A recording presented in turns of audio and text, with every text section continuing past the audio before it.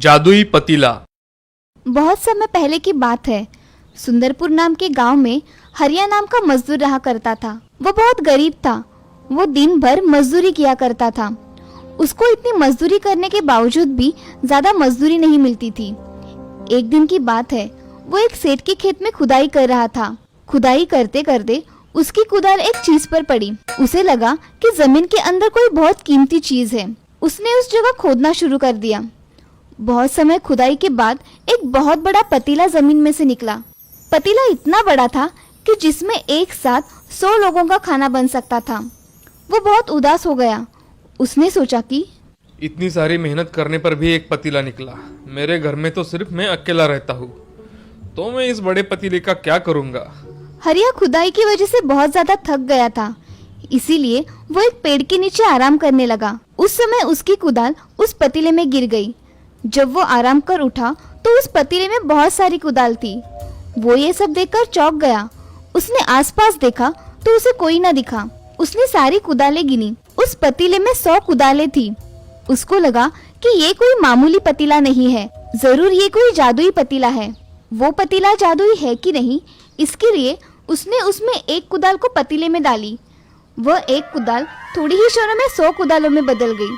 वो ये सब देखकर बहुत खुश हो गया। हरिया उस पतीले को लेकर अपने घर गया और उसमें कुदालों को 100 गुनी करने लगा।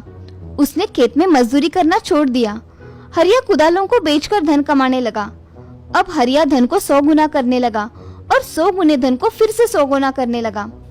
ऐसा करते करते हरिया अब बहुत अमीर बन गया था।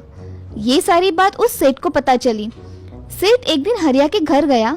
हरिया बहुत धनवान हो गया था। सेठ ने हरिया से अपना पतीला वापस मांगा और कहा कि ये पतीला मेरे खेत में निकला है, इसलिए ये पतीला मेरा है। लेकिन ये काम करते वक्त मुझे मिला है, इसलिए ये मेरा पतीला है। पर आखिर में हरिया को वो पतीला सेठ को देना पड़ा। पतीला चले जाने पर भी हरिया उदास नहीं था, क्योंकि हरिया ने सोचा कि अब मेरे पास बहुत सारा धन है, जिससे मैं बिना कुछ करे ऐश्वर्य भरी जिंदगी जी सकता हूँ। सेठ उस पतीले को अपने घर ले गया और उसमें उसके घर के सारे कीमती सोने के जेवरात और आभूषण सबको पतीले में डालकर 100 गुना करने लगा। 100 गुना सोने, जेवरात और आभूषण को वो फिर से 100 गुना करने लगा। ऐसा करते करते वो पूरे गांव का ही नहीं, परंतु पूरे देश का सबसे अमीर सेठ बन गया। ये सारी बात उस नगर के राजा को पता चली। राजा अपने सैनिक को लेकर उस सेठ के घर पहुंचा। राजा ने उससे कहा कि इस नगर की हर वो चीज पर राजा का यानी मेरा अधिकार है, इसलिए ये जादुई पतीला भी राज्य के कोष में जाएगा। ऐसा कहकर राजा ने सेठ को धक्का दिया और पतीले को लेकर राजा चला गया। राजा उन दोनों से बहुत ज्यादा लालची था। उसने अपना सारा खजाना 100 गुना कर दिया और उस 100 गुने खजाने को भी और 100 गुना कर दिया। ऐसा करके वो दुनिया का सबसे अमीर राजा बन गया। एक दिन राजा उस पतीले के पास आया और सोचने लगा, इस पतीले में जरूर कुछ होगा जो इसको जादुई बनाता है, क्योंकि ये पतीला दिखने में तो एक बहुत साधारण सा है। इसीलिए राजा उस पतीले के अंदर गया। तभी उस पतीले में उस राजा के हमशक्ल राजा आने लगे। धीरे धीरे करके उस पतीले में से 100 राजा निकले। राजा अपने हमशक्ल को देखकर घबरा गया और अपने आप को मारने लगा और कहने लगा कि ये मैंने क्या कर दिया, मैंने अपने आप को ही 100 गुना कर दिया। वो 100 राजा भी अपने आप को राजा बताने लगे। वहाँ मौजूद जो सही में उस नगर का राजा था, उसने कहा, मैं इस नगर का राजा हूँ, तुम तो सिर्फ मेरे हमशक्ल हो, इसलिए तुम लोग चले जाओ। पर उनमें से कोई भी ना माना। ये बात बहुत बढ़ गई। बात इतनी बढ़ गई कि सभी राजा बनने के लिए एक दूसरे से लड़ने लगे और अंत में उस नगर का राजा और उसके 100 हमशक्ल इस लड़ाई में मारे गए। देखा दोस्तों, ज्यादा लालच का परिणाम बहुत विनाशकारी होता है, इसीलिए हमें कभी लालच नहीं करना चाहिए। जमशेदपुर नाम के गांव में रफीक अपना मटन का दुकान चलाता था। रफीक अपनी माँ के साथ रहा करता था। उसकी माँ का नाम था शबाना। शबाना घर के सारे काम किया करती थी। रफीक अपने माँ की बहुत देखभाल किया करता था। उसकी ये देखभाल देख शबाना उससे कहा करती थी, अरे रफीक, मेरी इतनी चिंता मत करो, अपने धंधे पर ध्यान दो। माँ, मैं धंधे पर अच्छे से ध्यान दे रहा हूँ, तुम चिंता मत करो, खुद का थोड़ा ख्याल रखा करो। हाँ बेटे, मैं अपना ख्याल रख लूंगी। चलो माँ, मैं दुकान जा रहा हूँ, कुछ जरूरत पड़े तो फोन कर लेना। हाँ बेटा। ऐसा कहकर रफीक अपने दुकान पर चला जाता है। उसकी दुकान में हर रोज बहुत ग्राहक आया करते थे। उसका मटन ताज़ा होने के कारण जल्द ही खत्म हो जाया करता था। सारे गांव के लोग उससे ही मटन लिया करते थे, इसीलिए रफीक का धंधा अच्छी तरह से चल रहा था। एक दिन उसके दुकान पर एक होटल मालिक सुंदर सेठ आया और रफीक से, अरे रफीक, तुम्हारे यहाँ मटन बहुत अच्छा मिलता है, ऐसा सुना है मैंने।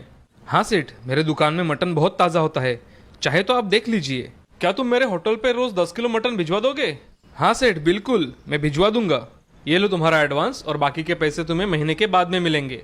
जी सेठ, मैं कल ही भिजवा दूंगा। चलो मैं चलता हूँ। अब सुंदर सेठ जाने के बाद रफीक अपना काम करने में व्यस्त हो गया। अब अगले दिन रफीक सुबह 9 बजे ही सुंदर सेठ के होटल पर अपना 10 किलो मटन पहुंचा देता है और अपने काम करने चला जाता है। रफीक की दुकान पर उसका दोस्त राहुल आता है। अरे रफीक, कैसे हो मेरे दोस्त? मैं अच्छा हूँ, तू बता, तू कैसा है? मैं भी अच्छा हूँ। कैसे आना हुआ आज भाई इधर? अरे रफीक, मुझे 1 किलो मटन दे दो जल्दी से। हाँ, अभी देता हूँ। ऐसा कहकर राहुल को रफीक मटन दे देता है और राहुल वहाँ से चला जाता है।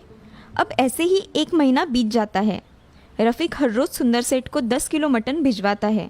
अब रफीक अपने पैसे लेने के लिए वहाँ जाता है। तभी, सुंदर सेठ, मेरा महीना पूरा हुआ है, मुझे पैसे चाहिए थे, मुझे जरूरत थी। हाँ, ये लो तुम्हारे पैसे, और कल से मेरे होटल पे मटन मत देना। क्यों सेठ, क्या हुआ है? कुछ नहीं, तुमसे ज्यादा मटन मुझे कम दाम में मिल रहा है, तो मैं उसी से मटन लूंगा। तुम आज से मटन मत देना। सेठ, आपने बताया था, इसलिए आज भी मैं आपके लिए 10 किलो मटन लेकर आया हूँ, मगर मुझे नहीं चाहिए, ले जाओ इसे। रफीक अपना मुंह लटकाकर वहाँ से मटन का थैला उठाकर चला जाता है और अपने दुकान जाता है। वह दुकान में जाकर दिन भर अपना काम करता है, मगर उसका वह 10 किलो मटन नहीं बेचा जाता। तब वह सोच में डूब जाता है। मैं इतने सारे मटन का क्या करूँ? इतना फेंक भी तो नहीं दे सकता। मैं एक काम करता हूँ, माँ को इस मटन की बिरयानी बनाने को बोलता हूँ और अनाथ आश्रम के बच्चों में बांट देता हूँ। ऐसा मन में सोचकर रफीक वह मटन का थैला उठाकर अपने घर चला जाता है और अपने माँ को बताता है। माँ, आज मेरे दुकान में बहुत सारा मटन बच गया है, तो मैंने सोचा क्यों ना हम इसकी बिरयानी बना ले और अनाथ आश्रम के बच्चों में जाकर बांटे। हाँ चलेगा बेटा, मैं बिरयानी बनाती हूँ और तुम हाथ मुंह धो लो। हाँ माँ। अब शबाना बिरयानी बनाने के लिए चली जाती है और रफीक तैयार होकर बाहर आ जाता है। तभी उसको बहुत अच्छी खुशबू आती है। वह अपनी माँ से, माँ, बिरयानी की बहुत अच्छी खुशबू आ रही है, तुम जल्दी इसे पैक कर दो, मैं अनाथ आश्रम देकर आता हूँ। हाँ मेरे बेटे, मैं अब भी देती हूँ। ऐसा कहकर शबाना बड़े डिब्बे में बिरयानी डालकर रफीक के पास दे देती है। अब रफीक डिब्बा लेकर अनाथ आश्रम चला जाता है और अनाथ आश्रम के मैनेजर से मिलता है। मैंने ये बिरयानी बच्चों के लिए लाई थी, आप उन्हें दे देना। ठीक है रफीक, तुम बिरयानी यहाँ रख दो, मैं शिवा के हाथों इसे भिजवा दूंगा, मुझे एक मीटिंग में जाना है। ठीक है मैनेजर साहब, आप जाओ, मैं बिरयानी बांटने में शिवा की मदद करता हूँ। हाँ चलेगा। ऐसा कहकर मैनेजर वहाँ से चले जाते हैं। उनके अनाथ आश्रम में एक बड़ा आदमी आता है। तभी मैनेजर उनसे, नमस्ते सिन्हा साहब, आइए ना। नमस्ते, चलिए। ऐसा कहकर सिन्हा और मैनेजर एक रूम में चले जाते हैं। वह दोनों बातचीत कर ही रहे थे, तभी उस समय रफीक शिवा के साथ बच्चों को बिरयानी बांटने लगता है। उस बिरयानी का सुगंध इतना अच्छा होता है कि सभी बिरयानी खाने के लिए टूट पड़ते हैं। तभी मैनेजर से, सिन्हा साहब, ये इतनी अच्छी खुशबू कहाँ से आ रही है? मुझे देखना है।